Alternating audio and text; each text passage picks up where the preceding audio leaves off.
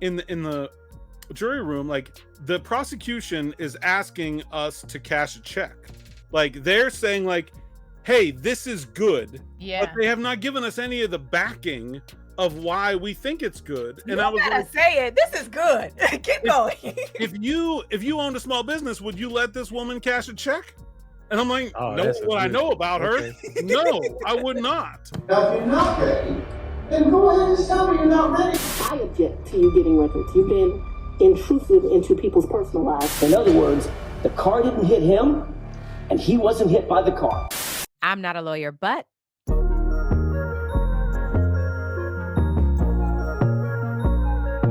are y'all keeping up?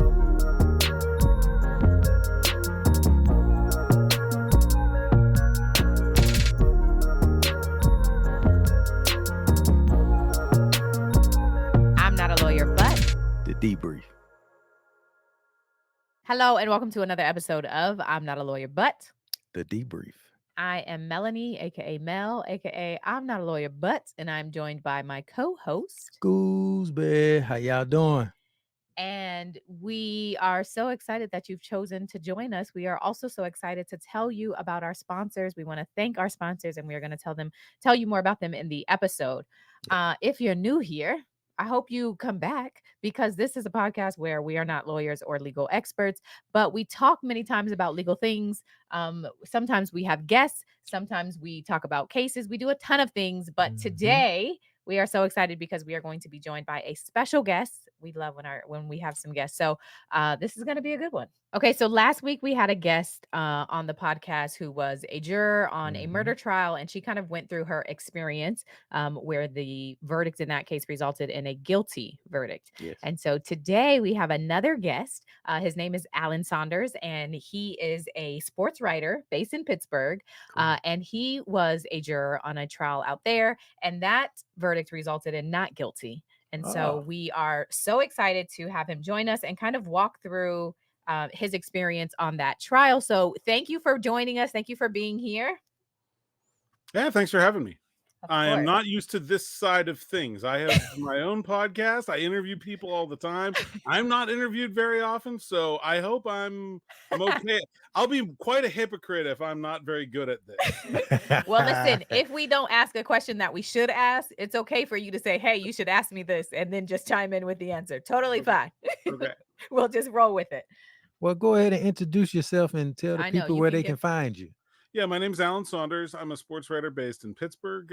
You can find my work at, I cover the Pittsburgh Steelers right now, but I've covered all kinds of sports, basically every sport there is in Pittsburgh over the last 12 years. And you can find my stuff at SteelersNow.com. I'm on our NBC affiliate, WPXI. And, I have a podcast, Steelers Afternoon Drive. You find it wherever you find podcasts. So there you go. Thank Cool, you. cool. Very dope. And Greg was just asking you about your wall. So give us a little bit of information about this amazing wall behind you. Yeah, when COVID hit and we started doing things on Zoom, everybody had to have a fun backdrop, I guess. And I just decided to hang up all my old credentials, which I had been saving in a shoebox for, I don't know, reasons, I guess. I thought maybe they'd be useful someday, and it turns out they were. So There you go. that's the backdrop, and I've had it for a while now, but people get a kick out of it. So It's great. It's amazing. That's a lot of credentials. Okay, so back in 2015, yes, you yes, were a juror. So can you first had you ever been a juror on a trial before? No, so I'd gotten the jury duty summons before a couple times, and in Pennsylvania the way it works is you call the night before and they tell you whether they need you or not. And I think twice I had gone through that process, called the night before, and they didn't need me. This was the first time that I had ever called and they said, yes, we need you to come in. And so I just went down to the courthouse the next day and had really no idea at that point what I was kind of getting myself into. Yeah, I'm sure. So you go in, and I'm assuming what do you see? Is it a room full of other jurors, and are they questioning you? Like, what happens when you get there? So you go into this big holding area that sort of looks like the waiting room at the DMV, basically. Okay. Like you're just like a whole bunch of miserable people all sitting in uncomfortable chairs waiting for their number to get called Yeah. is basically what it is. And then they kind of take you in groups, and I was one of the very first groups that was called, so I wasn't in that room very long. And our group of potential jurors went up into our courtroom, where our judge was sitting, and we started the process. Okay. And are both are attorneys from both sides in there? Not at that moment. I think the Okay. judge kind of talked to us, and maybe one of the court officers as well, talked to us about the rules, about what our expectations were, that kind of thing. And then when we met with the lawyers from both sides and the judge, that was in the judge's chamber Okay. individually. So we Okay. didn't see those people until it was one on one with us and the judge and the two attorneys. Okay. So then, before that, then you're in this courtroom, right? With there's a judge and there's other potential jurors, and are they asking you questions at that point, like the early questions, or what's happening in that room? Yeah, you take like a questionnaire, if I remember correctly, where there was like some pre questions that you'd go down. And then after that, I think they just called us out kind of one by one. Again, I really lucky because that process seems like it could drag on forever. And I was in like the first group to go upstairs in the courtroom. And I was one of the first, I don't know, maybe 6 or 7 people to be called to go into the judge's chamber. So I was not there very long, but it, Okay. it was pretty fast process for me. Okay. I've heard that it is not for other people. I can imagine. Were you able to, or were the jurors talking to each other, or were they like, don't speak to anybody? I don't think we were specifically told not to speak to anybody, but Mhm. I don't really remember speaking to anybody either. I think Okay. it was pretty nerve-wracking. It was very stress, like, Yeah. there were a lot of instructions being given to you and a lot of Yeah. rules being handed out, and it very much felt like class, Okay. you weren't trying to Ah, be the cut up, Yeah. right? Yeah. yeah. You're just like, all right, I got it. I got it. Yeah. How do you find out that you've been selected? So we go into the room with the attorneys and the judge. They ask specific questions about some of your answers on the questionnaire. Okay. And then when you leave that room, if you're on the jury. And Okay. then you had to stay in that room because I guess there's a chance that they could not get enough Okay. um to fill the jury from our pool, Mm-hmm. and then maybe they would start over. I don't know what would have happened then, but we had to stay in the courtroom until they had enough to fill the jury, and then they said, "Okay, you're all free to go for the day, and we'll let you know when the trial is." Okay, so what are Hmm. you feeling when you are now informed that, like, you're on it? Are you nervous? Do you know even what the trial is about at this point? Like, what's happening? So you get some context clues because some of the questions are about like trying to eliminate people who have been sort of victims of this specific crime, for example, Mm. right? And so like I knew that the questions were about drugs and sort of like kind of crime associated with drug users, I would Okay. say, is like what the questions were about. So Okay. I had a pretty good idea. I knew it was a criminal court, so you Okay. knew it was going to be a criminal charge. Not The, like the civil or yeah, anything. those questions sort of led you in a certain direction, but I don't think at that point we knew. Um, no, I did. There wasn't at some point. I'm not sure if it was then, but at some point the judge did tell us that the potential was that this was a felony case, that there was a significant penalty that was possible to be assessed, but we Okay. didn't Mhm. know at that point, I don't think, the details of the charges or anything like that. Got it. Okay. S- That's the wild part to me about being a juror. You don't know what's going on and No. what you just got into. You just what's happening? No, you don't know. It could be like a DUI or someone who didn't pay their rent or like Yeah. anything. Yeah. It's kind of all going through your head too. Like what was it going to be? And it was I was curious. I wasn't like nervous about the process. I feel Okay. like I wanted to be on the jury. Like Okay. some people always say like, "Oh, what do you answer to the question so you don't get picked?" Yeah. I was not in that mindset at all. I Mm. was interested about the process, Mm-hmm. and I was hoping to be picked. Maybe that was naive, but I was hoping to be picked. Okay, let's take a break from the show and talk about our sponsor, which is HelloFresh. With HelloFresh, you can get farm fresh pre-portioned ingredients and seasonal recipes delivered right to your doorstep. Skip the trips from the grocery store and count on HelloFresh to make your home cooking easy, fun, and affordable. So we all know home cooking meals are better for us, but usually we don't have the time. But with HelloFresh handling the meal planning, the shopping, and the prep, makes it much easier. There's always new flavors to explore with the ever-changing menu of 50 recipes you can choose from every week. Just pick your meals and delivery date, and it's that simple. Quick and easy, or vegetarian to family friendly, there's something for everyone to enjoy. With me and my family, Mel is always in her office looking at trials, studying the law books, and I'm always trying to, well, right now we're doing the tour dates, so I'm calling venues, trying to get contracts done, and we don't have that much time. But with HelloFresh, all I have to do is pull out the ingredients, read the instructions, and we have dinner. There you go, with HelloFresh. All right, so for free breakfast for life, go to hellofresh.com/freelawyer. Free lawyer. One free breakfast item per box while subscription is active. That's free breakfast for life just for going to hellofresh.com/freelawyer. Free lawyer. Now back to the show. Got it. So you're told to come back because the trial's going to start, and then you do. What is the juror from last week kind of talked to us about? Like, there was juror parking and like where you entered. Was it like that for you, or was it kind of like the parking garage is right there and we'll see you at 9? Yeah, I mean, they told us where the parking garage is. They also said like the parking garage gets full very quickly, so you might have to park on the street. And Oh my gosh. it was pretty low key. I mean, Okay. it's a suburban county where I live in Pittsburgh, and so it's not like the city courtroom. Okay. To say, you know, Okay.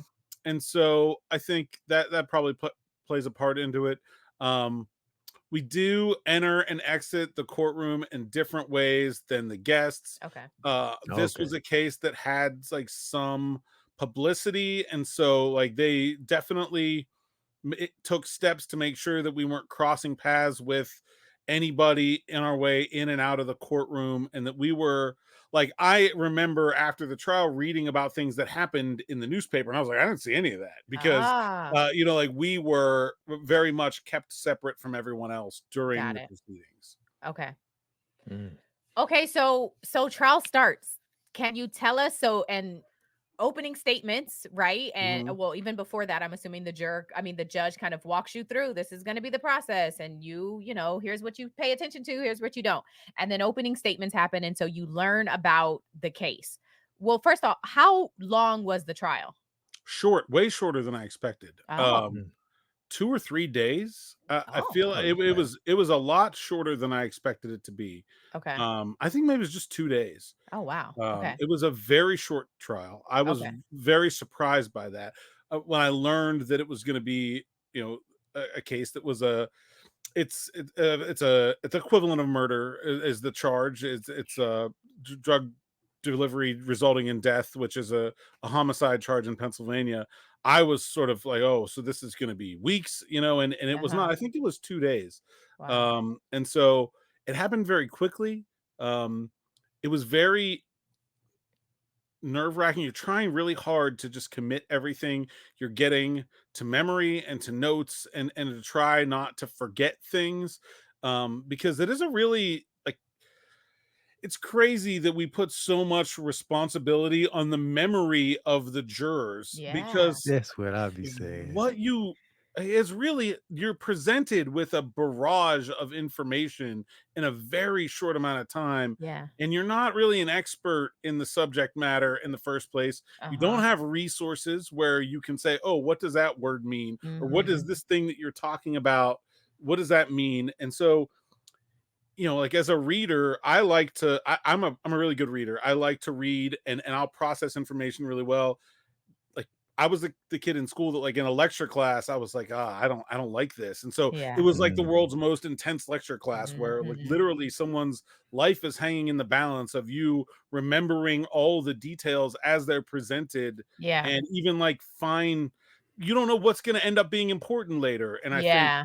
it was a very, very stressful, very Okay. difficult, but it wasn't long. Thank goodness. I don't know Yeah. how, if you're a juror on one of these trials that goes on weeks, how you could even possibly remember, oh, this person said this. It was the third witness on the fourth Yeah. day, and you're like, oh, that was so long ago. Yeah. I just, That's it's really Let hard. let that's me interesting let me tell coming you about the from YSL trial. yeah, Go that's ahead. interesting coming from somebody that's a writer and that's a Yeah. reader. You would think it'll come like this But to you. So you get a normal individual, who's mailman, whose somebody profession working. is not, yeah, Yeah. involved in this, and it's like trying to, did you have a notepad? Were you taking Yeah. notes?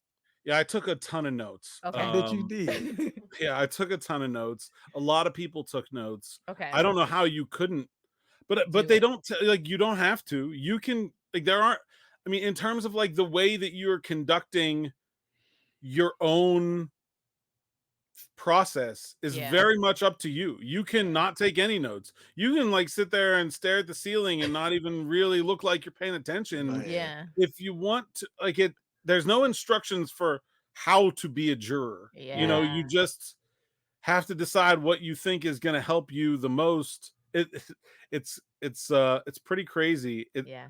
I was glad that I took a lot of notes later. Okay. If I had known how much I was going to rely on them, I think I would have taken more. Okay. Yeah. Can you give us a general overview of the story that happened? Like what happened in this case? Yeah, so this case there was an overdose death, and the charge is for drug delivery resulting in death for a person who was alleged to be the dealer that sold the drugs to the Oh. person. This was a new law in the state of Pennsylvania, and it was the first time in our county that it had been tried. And so there was a lot of newness. There were a lot Yeah. of objecting from the attorneys, where I feel like we got shuttled in and out of the courtroom 100 times, because Okay. every Oh time, man.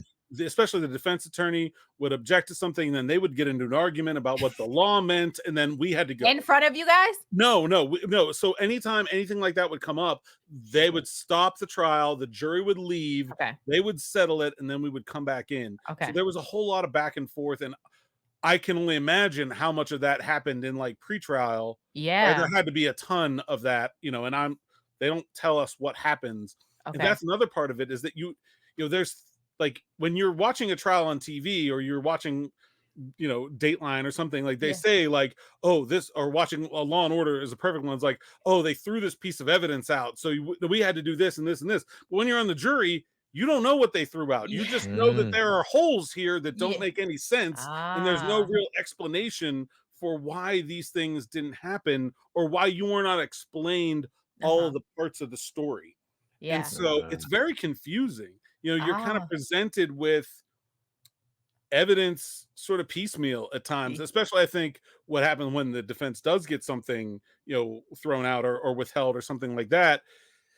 So we get the story of, there's an eyewitness to the drug deal, the alleged drug deal Oh. that happens, Okay. who is going to put this drug dealer with the victim, Okay. and attest to the transaction. And then later, there's a party where the person unfortunately dies, and there's some testimony about what's happening at this party, and what's going on. uh, The and victim dies at a party? yeah, at like a hotel room sort of Jesus. Okay. situation. After taking the drugs. Oh, yeah, that's what Okay. That's the the got it. prosecution. Okay. That's the case is presented by the prosecution, that a man buys some drugs from another man, and then eventually goes to a party, takes those drugs, and dies. Over there. Okay. And Wow. so that's the crime that's being prosecuted, and that's the sort of story that's told to us by the prosecutor in Okay. his opening statement. Got it. Okay. Hmm. And the defense, was it clear what was their defense, what was the defense? That's a better question. So it's a very classic, like, legal defense strategy, where the defense did not even present a case. Okay. The defense really just very textbook, picked apart the argument of the prosecution and said, this thing that you said doesn't make sense, this thing you said doesn't make sense, you don't have factual backing for this conclusion, and just sort of I think did a very good job of bringing into question the facts as they were presented. And I think that, combined with the sort of big holes in the story that we never really got answered, turned out to be what was the deciding factor in the case. Got it. In that moment, so you're in the trial and there, you know, you're listening and there seems to be a hole. Are you sitting there like, wait, what?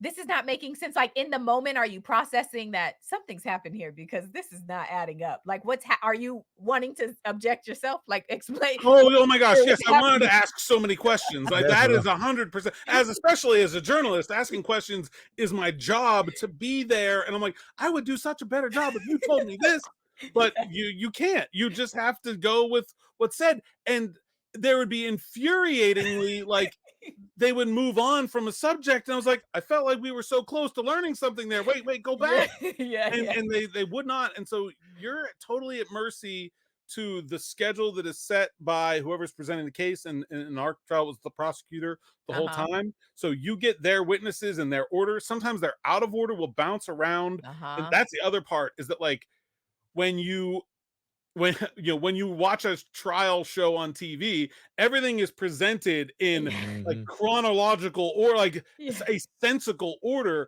but that's not the way the witnesses came. So it would be like, this witness talking about this, and now we're going to jump forward in the timeline, and this witness, and so you kind of have to like try to fit the pieces together of the story that's being told as it's coming in, and it's like it's really difficult. Yeah. How is your note taking compared to the other jurors when you all deliberated? I think my notes ended up being pretty useful in our deliberation.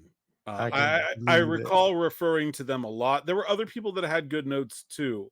I wasn't the only one, but I think they became very useful. There were several times where I can remember in deliberations going back and saying, no, that's not what they said. This is what they said. And there we go. As a journalist, I understand 1-2 word can change the meaning of an entire paragraph. Totally. Like, what people say very specifically matters. Yeah. And it's all recall. Like, you don't, we asked at one point, there was an argument in the deliberation room about what someone had said. Like, some people thought they said this and some people thought they said something else, and we could not resolve that argument in the deliberation room. We went back into the courtroom to ask the judge to replay the testimony for us, and she would not. Really? So we did not ever resolve that conflict within us. It ended up not mattering in our, but like, as we were trying to work out the process as jurors, we had things like we could not between ourselves factually remember as a group what was said. Oh my gosh. Oh my goodness. That's why. How long was the deliberation? She allow that? Our deliberations were 3 hours. Okay. They were not particularly long. I was not the I don't know what the technical term, chairperson or whatever. Foreman. Yeah, foreman of the jury. But things were kind of in an exasperating popcorn of discussion for quite a while, and I kind of took charge a little bit. I said, look, there's two things in this case that matter. Is, do we believe the eyewitness account of this drug deal? And then do we believe that the drugs that were acquired in this drug deal are eventually the reason this person died at this party? Like, those are the key facts of this case. If you don't have both of those, it has to be not guilty. And there was another charge, right? So there's a drug delivery result, there's a lesser charge that is basically just the drug deal. I don't recall the details of it, but so we had to take both. And I said, we should deal with the ID first, because if we don't have that, we have 2 not guilties, and we don't even have to talk about this other stuff that we've been arguing about, right? That was part of it. Is like, we don't even need to worry about, if we don't believe the ID, none of this other stuff matters. And I think once we got to that point, it moved fairly. I don't know if it was quickly. I think 3 hours is a pretty fast deliberation for a murder trial, but I think after that it was very very rapid progress. Okay. It was people that were undecided asking questions, and we kind of, I think, pretty orderly got to a point where we had a decision. Okay. That's what I go ahead. Now, how was the jury made up? Men, women, black, white? So I think our county is pretty predominantly white. There Uh-huh. were, I would say, I can't remember the exact racial makeup of the jury. It was certainly not like monolithic. I think there were like two or three maybe black jurors. There were more women than men, if I remember correctly. It was older. I might have been the youngest person on the jury, and I was probably 30 then, and Okay. so it was definitely older. A lot of like retirees, and I would say more women than men probably, but Mhm. it seemed like a pretty representative. Of that area. If you walked into McDonald's and you grabbed the first 13 people in line at the, in Greensburg, Pennsylvania, I think that's probably like a good looking group, to Yeah. Got represent it. our community. Okay. Okay. So the deliberations, you're saying 3 hours, and there were people who were undecided. Were there people who were on the guilty, or was it just kind of not guilty and undecided? No, I think there were people on the guilty. I think we took a poll. That was the very first thing we Okay. did, was take a poll, Okay. because if Mhm. you're 13-0 when you walk in the room, you don't have to deliberate. I guess Yeah. you just say, we move on. And I think in that poll we were split pretty evenly. Okay. Um, but it really came out, I think, pretty quickly after we focused on the ID, and we talked about that issue for a while, and then we took another poll, and I think we were something like 8-2, not Okay. guilty at that point, Okay. and it moved pretty quickly from there, I think. Got it. So I think we were pretty split when we walked in the door, and we kind of, like I said, we kind of spent a lot of time talking about stuff that didn't eventually end up mattering for a Mhm. while. Got some went back into the courtroom, asked questions, did not get answers to those questions really, and then came back, and I think when we came back, that was when it was like pretty serious, that like, okay, we have to get down to business now, or we're going to be here forever. Yeah. And that's when things started to move forward. So yeah, I think there were about four people when we took that next to last poll that were not sure at Okay. that point. Mhm. Did you come in as not guilty and stayed not guilty the whole time?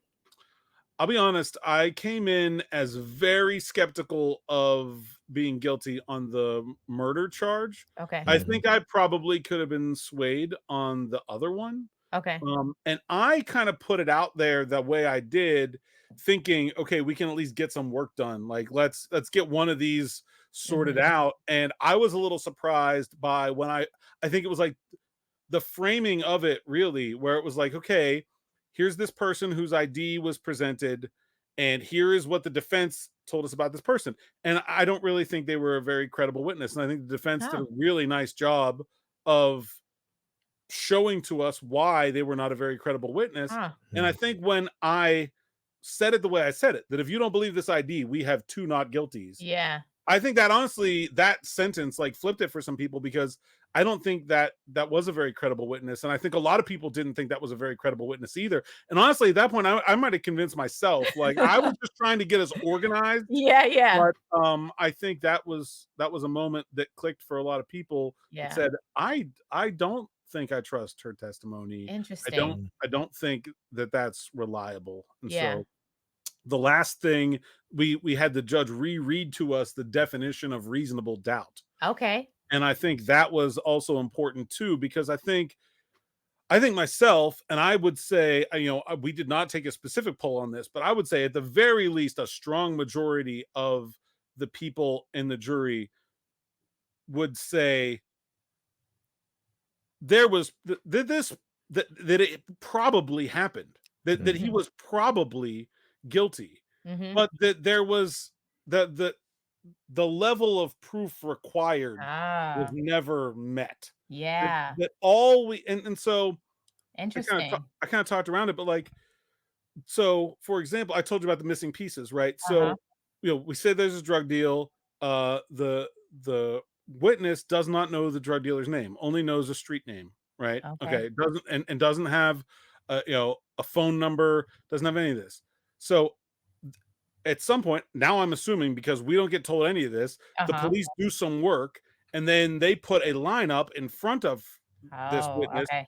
and the person who was the defendant was picked out of the lineup. But the testimony is never entered why they thought he was a person that should have been in that lineup Okay. and what police work had occurred to identify this Got it.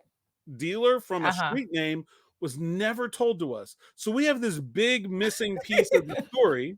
You're like, why him? And right, exactly. And then we only have the testimony of a person who I think the defense attorney did a very good job of pointing out was pretty unreliable. Like Mhm. she changed her testimony from the deposition to the trial about the color of the car. Okay. And like she herself was a drug addict and a user. Okay.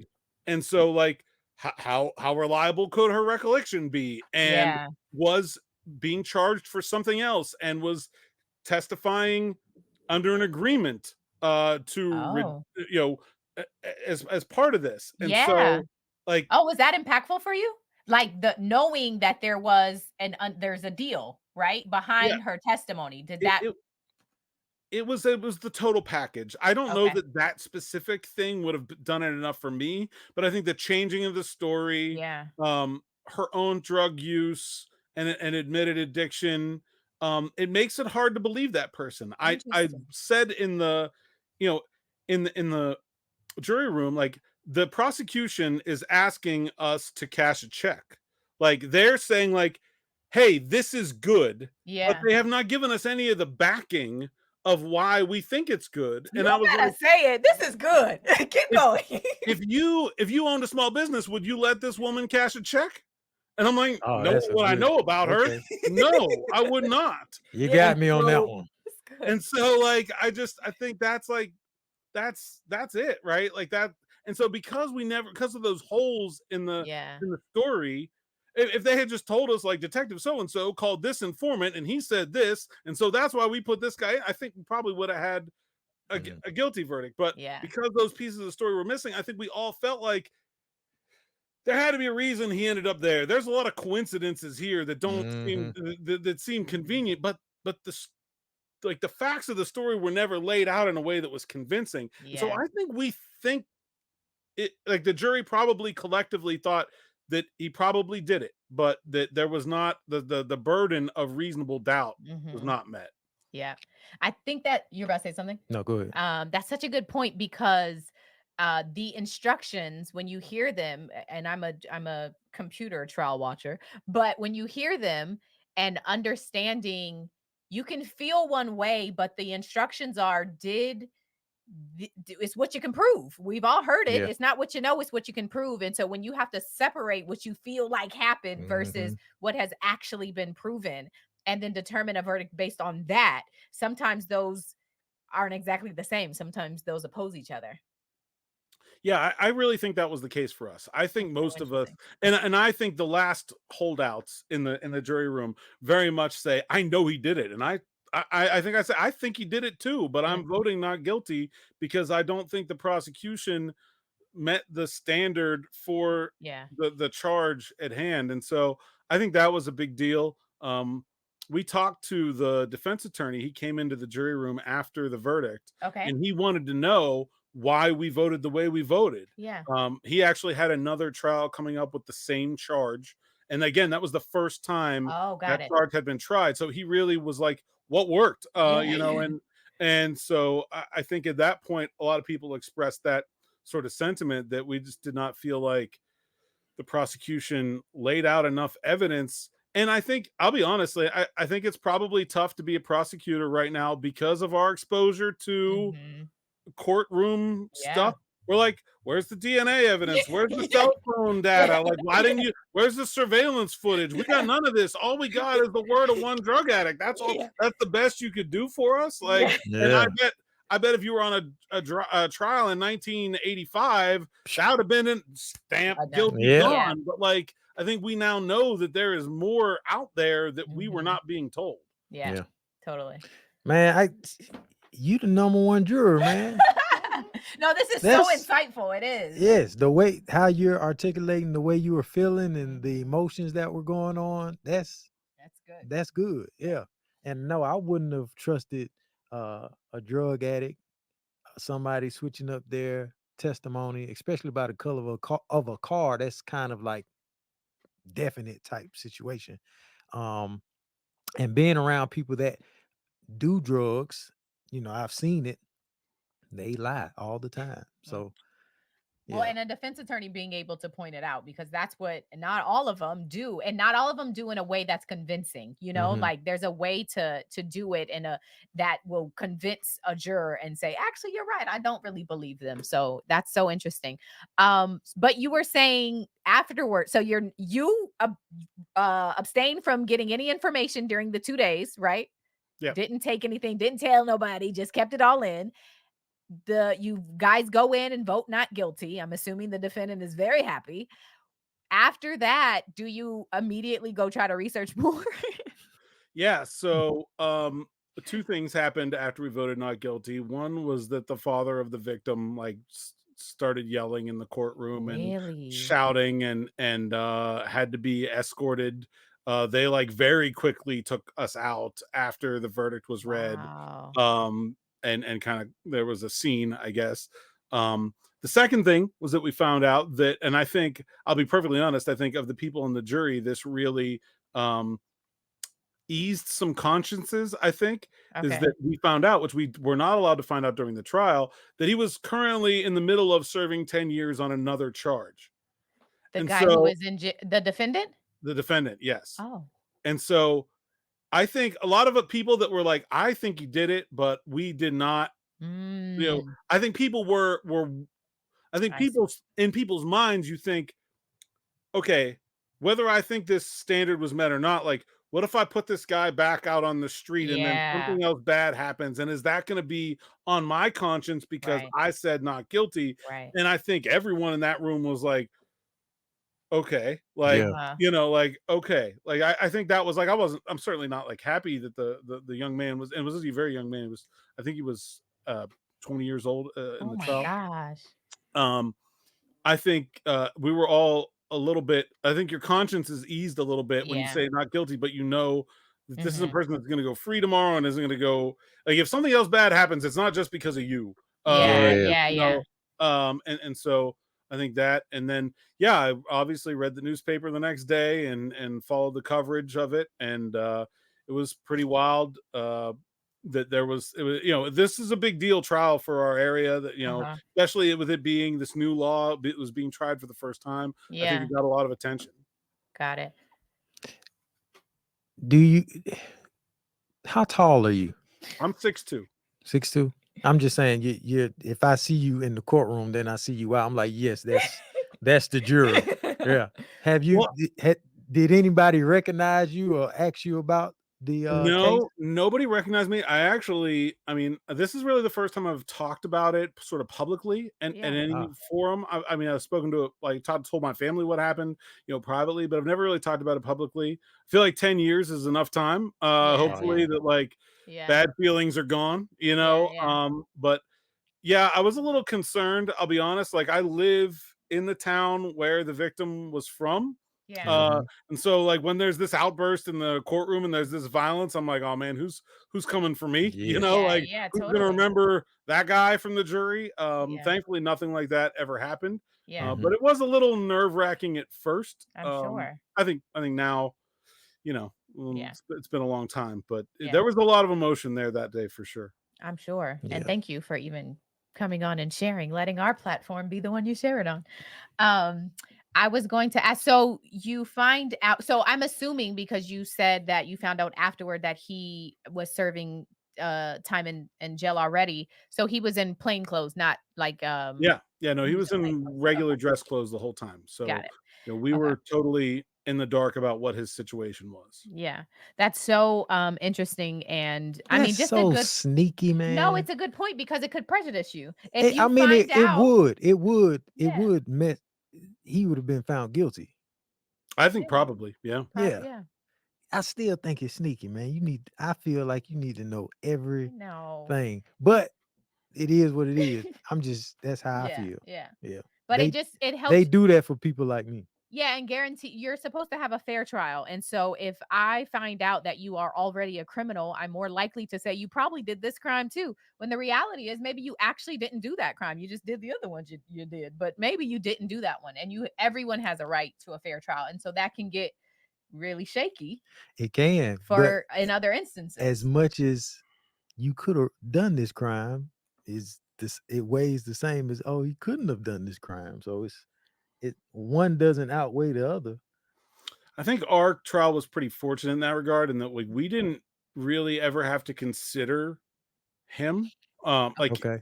in a weird way, like he was not on trial. Like he was obviously, but like his because there was no defense, like it's not like Yeah. anybody ever said, no, this is a good guy, no, you shouldn't Yeah. believe these bad stories about Mm, him. No, we never really had to consider his character at all. He was basically a non-factor in the Got it. okay. trial.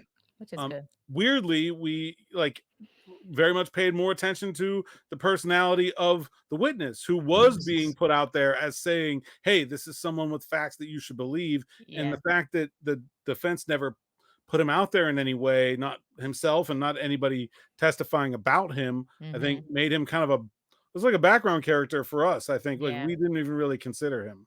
Yeah. Mm, So interesting. that's so much goes into this, and a normal person has no clue about Until you get your any of summons. this. Yes, because this is the second time I found out that jurors don't know what they're walking into. So that blew my mind the first time I heard that. Yeah. Well, Okay, so you were saying you obviously researched afterward and found out obviously he's in jail. I was gonna ask you another question. I can't remember. Is there anything I haven't asked you that I should? Hmm. um No, I mean, I think that's it. I think about it all the time. It was I'll say the one thing people ask me a lot is like, would you do it again? Mm-hmm. Because when you have a time period, I don't know, I think it's over now. I think it was either 7 years or 10 years where if you got summoned again, you could say, not me, I'm out. I served on a trial Oh, already. really? So Okay. there was like didn't a know get that. out time Okay. where you didn't have to do it again. And people ask like, would you do it again? It was really hard. I would probably do it again. I Okay. absolutely think everyone should have to do it once. Yeah. Like I think it was such an eye-opening experience for me, just about how our legal system works, Yeah. about um, the sort of decisions people have to make all the time. It was so interesting in that regard and difficult, but I think in a good way. You feel like that people talk it's jury duty. Like like that's a job. Like you Yeah. did Mhm. it's hard. And so I think the two things that I really wish is that everybody had to do it like once at least. And I wish jurors were fairly compensated for their Amen. time, because you have people that miss work, you have people that Mm-hmm. don't do it, that try not to do it, that Yeah. might have been good jurors Mm-hmm. because they don't want to miss work. They have responsibilities at home they don't feel like they can get to. I feel like we miss out on the best of our jury pool. Like, who are the best and smartest and brightest people in our society? Well, they're all the busiest people in our society too. Like we're cutting them out of the jury pool because they got to go to work, and we're going to pay them $7 a day to be on the jury. Like Yeah. that's I did get a check from the county. I think it was for like $15. Sounds about right. Thanks for your service. Sounds Did you about right. journal about this? Did you write this Nope. down? No? No, Okay, no, it's just all nothing. up in your And I head. think they kept our notes. I do I was, not have my note. I think they kept our notes. they So typically I do. have I have never written anything about my Yeah. time there. Nothing. But you have thought about it. You were saying you think about it all Well, I the think time. about it a lot. Yeah, Yeah. I often think about the the the suspect. Yeah. I wonder what happened to his life. I don't Yeah. know. Like what did he get out of jail, and was he Yeah. fixed, and is he a normal member of society now, or Right. I don't know. And so I think about that. I hope that he is. I hope that Yeah. there was some good that came out of what was overall a pretty bad situation for everyone. So yeah, Absolutely. I do think about it all the time. Yeah. Yeah, Yeah. that I would be curious as well. Yeah. The other juror we had, she said that she looks him up all the time. and like wonders her case resulted in a guilty verdict. And so she wonders, like, she researches if it's on appeal, if they have said anything, just kind of the updates. So it's been very enlightening for sure to get the opposite side, a case that results in a not guilty. But I think both of you said the same, which is that you think everyone should do it. should do this. Everyone should, if you get a summons, you should go, you should be a part, you should do your duty, and that jurors should be paid more money. 100%. That's crazy that they Yeah. don't think someone should be paid I don't know why. enough money to at To least miss a day of work. buy a Starbucks Pay coffee. gas, lunch, something. So okay, thank you so much. This was so good. I think even the patrons, they're all like very appreciative. Let me just see if there's any questions before I let you go, if you don't mind. Is Yeah, there no problem. questions that you guys have that I haven't asked if you're in the Patreon? Does he okay, so they're asking about why. Are you familiar at all with the year-long trial that's happening in Atlanta, the YSL trial for the rapper Young Thug? I'm not. No, Okay. not familiar with it at all. Okay. She was asking, do you think it's on? I can give you a little bit of context. You can give your thoughts. Actually, I'll ask a question that's a little bit related to that. In that case, like I said, it's been going on since November as far as witness testimony since November, and we are in dang near October. So almost 12 months of witnesses coming on and testifying in this trial. Okay. And Can you imagine your notes? No, My no. goodness. I and had a there, whole notebook filled in 2 days. What? A year? yes. And they're expected to go like beyond the Super Bowl of 25. One of the things that has happened in that case is that, first of all, a judge has been recused. So they came into trial with no context, and all of a sudden it was a brand new judge, and they were told to forget the testimony of one witness. Forget everything you heard, and he's going to come back and testify again. And one of the things that we talk about is, how is that even possible? And so from your perspective, I think you've already answered, but you were just saying like you're lost and you're trying to figure out what's going on. Like, how disruptive is it for your process? Like something like this happening, do you feel like that would be extreme? You're not a juror expert, but from your experience, would you say that that would be very disruptive and hard to do? I think it would be impossible. Like, it was really hard to keep people from reaching the logical conclusions that were inferred, but were never actually testified to. Like, hey, this person is in the police lineup. Of course the police think he's guilty. But like, no one ever actually said that the police think he's guilty. This Yeah. poor guy could have just been one of the extras they threw in there. We don't know. Or maybe Yeah. they just rifled through everybody that looks like this in this area, right? You can't, like, it was really hard to keep people from just being human beings and reaching logical conclusions. Yeah. I can't imagine trying to forget something that you've heard. Now, maybe it wasn't very consequential, and then but man, that would be, if it's about like the timeline or the facts of the case, I think that would be really tough. Yeah. Very much about the fact it was about the murder. I think that entire way of thinking, or whatever law they come up with, telling the jury to forget things, is just It's crazy. Yeah. Like, how am I supposed to come on, get out of here? Yeah. Yeah. All right. I think that in general, or her question, this is the last one, then I'll let you go. Do you think, I mean, and yours was 2 days, so, and you didn't look anything up, but can you imagine, just go with me here, almost a year-long trial. This trial has dominated much of Mhm. Black culture, hip hop culture. Like, it's all over. I mean, they've had ridiculous witnesses, funny witnesses. They've been all over the internet. Do you think it would be hard, or was it hard for you to not in those 2 days look something up? It was not hard for me in those 2 days. I Okay. knew it wasn't going to be that long. It was not hard for me. I didn't want that. And so that was not difficult for me at all. Okay. I think it would be hard over a year. Like, Yeah. it would be hard to just not act. That was the thing I was the most worried about. Was it just, oh, you're getting coffee and it's on the news in the Yeah. corner of the coffee shop, Yeah. right? Yeah. Like, that was the thing that I was most worried about, was just accidentally, Yeah. call your mom and she's like, oh, did you hear about this thing that's happening? Like, no, shoot, right? Like, I think that was the thing that was I was worried about it that way. Like, Yeah. how could you possibly be on a jury that long and not just scrolling social media? Exactly. Yeah, Something just goes stumble by. upon Like, something. how could you? Yeah. It would be impossible to not learn outside information over that amount of time. Totally. Yeah. Yeah. All right. Thank you for answering that. Like I said, I know you're not an expert, but it is really fascinating, interesting to be able to hear, from your perspective and your experience. So thank you for joining. We will put all your handles and things in the description box. And yeah, I thank want you to again. say you were a perfect guest, though. I know, right? Yeah. Well, that's Such a good. good I'm glad. That storyteller. makes me feel really good that I've been very critical of some people who were bad guests in the past. So now at least I know that I'm not one of them. I'm You are glad not one of that them. I cleared that bar. You can always shoot them right over to this podcast. And hey, man. All right. Have a good one. Thank you for joining. Thank you. All right. That's wild. And that's cool that he only had 2 days. Yeah. But he learned so much in those 2 days. Yeah. I think I think in the Karen Reed trial we learned that one of the jurors was a police officer.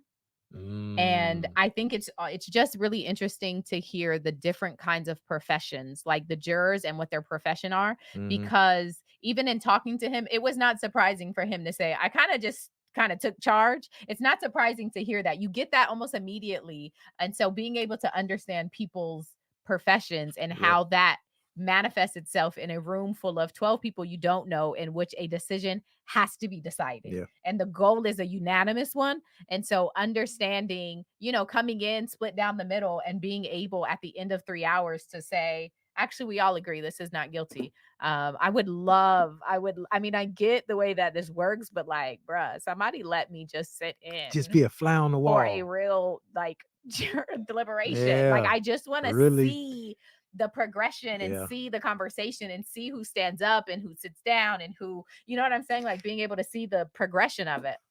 I guarantee you his notes were vital to this whole situation, and his demeanor and everything. But being a journalist, interviewing people, I'm quite sure he laid it out.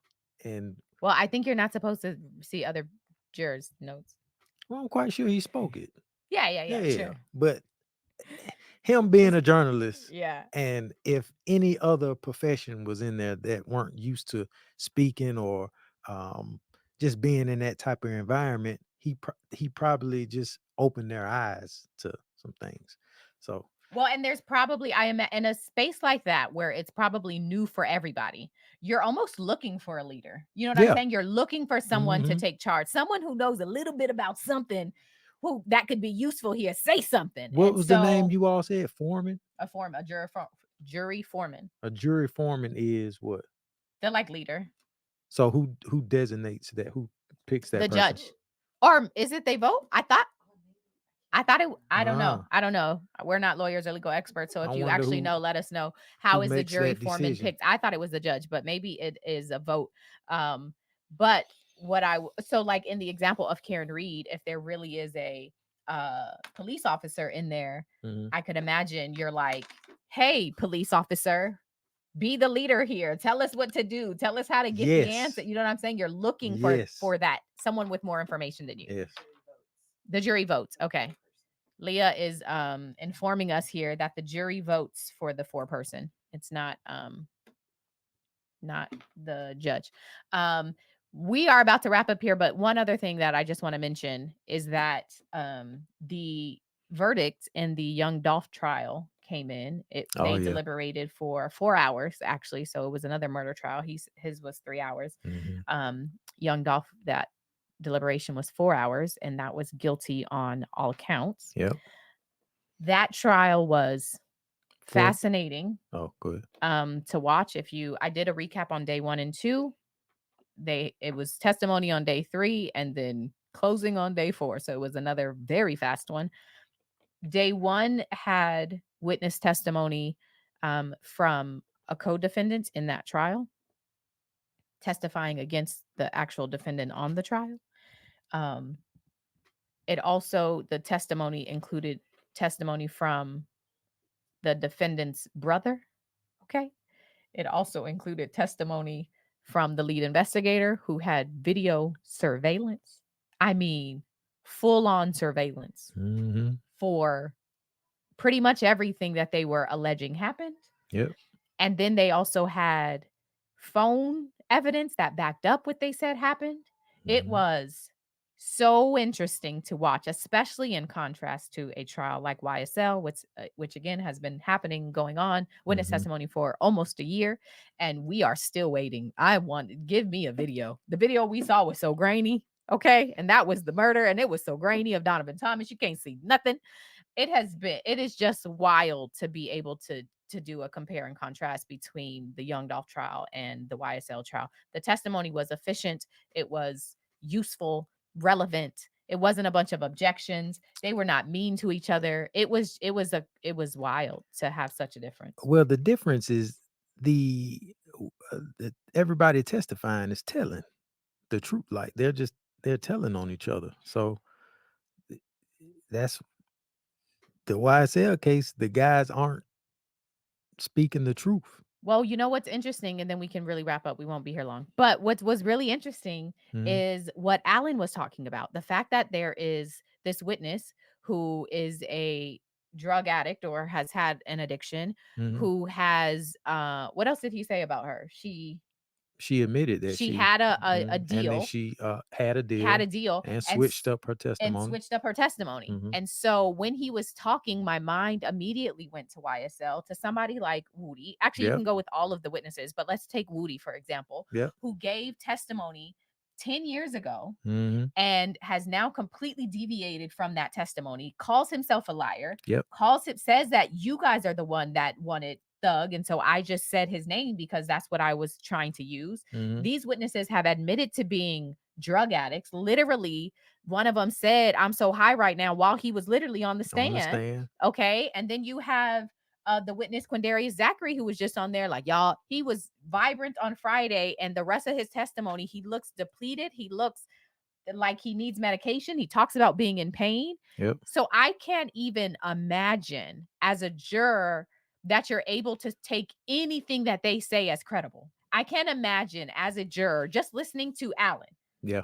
I can't imagine how you're like, I believe that story. Like which Yeah. That alone justifies the pay increase. Please pay it's these folks. crazy. Yeah. Max Sharp said, which I thought was such a great statement, because the state was prosecuting one of them for lying. And so he said they are prosecuting him for lying and then want y'all brought him in here and want y'all to believe him now, even though they are prosecuting him for lying. Yeah. How does that make sense? It So don't. as a juror, it just sounds like, or I'm not a juror, but I'm not a juror, but no, it just feels like you would, this case is not going to result in a guilty verdict, and it's a waste of time and money and Yes. resources. And that's Yes. unfortunate. It is. They should also take these cases and put them in classes for a Oh. curriculum for People are already using YSL. okay. They should do this. Yeah. And Attorneys have literally specifically for commented. young men, show them how crazy it's gonna get for you if you go down this road of prison and crime. Because on one hand, you got guys that are gonna try not to tell on you, but on the other hand, they will straight up tell on you and put you in Absolutely. prison for life. Absolutely. Yeah. And then his what Alan was saying about the holes, how you're able to, like, you just kind of draw your own conclusion. And what's so funny is Max Sharp, he put the conclusion together for you when it came to Donovan Thomas. He Yeah. said, "So you the one that had the beef, and then that resulted in this and this." Like Yep. I can't, like, logically, I can imagine you just make the leap on your own, whether you attorney say it or not. I'm gonna get there. So anyway, all of that to say, thank you again to Alan for joining us. That was really informative, insightful. He's a great storyteller. Obviously, he's a writer. We'll put his information down below. So if you are a Pittsburgh fan, maybe follow him, listen to his podcast, see what he got to say about Pittsburgh and all their Steelers. sports teams. We should have more jurors on. I like these jurors. Hello. Well, we're working on a witness. We might have a witness. Okay. Somebody who was a witness in a trial. We're working on her and some other people. So thank you again for joining. Make sure you like and subscribe and share. Okay, that's what the Mhm. YouTubers say. Make sure you follow me. I'm not a lawyer, but on all of the platforms. Where can they Gooseby, GOOLZBY on Instagram, and Building with Goose on YouTube. join the Patreon? Because them are people, and we talk to them all the time when we're not talking to y'all publicly. And she be on that Patreon We be on. live. With that, see y'all. Court is adjourned.